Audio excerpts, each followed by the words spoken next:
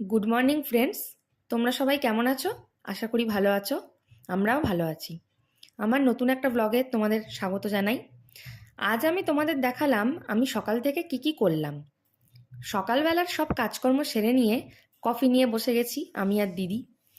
তারপর ঘরটর মুছে স্নান করতে চলে গেলাম। স্নান সেরে জামাকাপড় ছাদে দিতে গেলাম।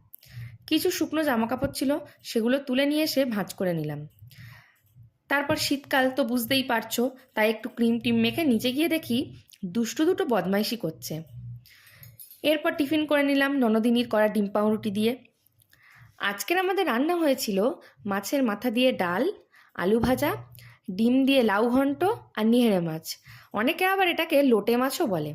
তোমরা কি বলো সেটা কিন্তু কমেন্টে জানিও। তারপর দুপুরের খাওয়া দাওয়া সেরে দেখলাম একটা পার্সেল এসেছে। সেটা নিয়ে এসে খুলে দেখলাম কর্তামশাই কী অর্ডার করেছে। তারপর দুপুরে একটা লম্বা ঘুম দিয়ে উঠে দুধটা গরম করতে বসিয়ে দিলাম। তারপর টিভি দেখতে দেখতে কালকের জন্য বাঁধাকপিটাও কেটে রাখলাম। সন্ধ্যাবেলা বর অফিস থেকে আসার সময় প্যাটিস নিয়ে এসেছিল, সেটাই চা করে নিয়ে সবাই মিলে ভাগ করে খেয়ে নিলাম। আর তোমরা তো জানো ভাগ করে খাওয়ার মজাটাই আলাদা।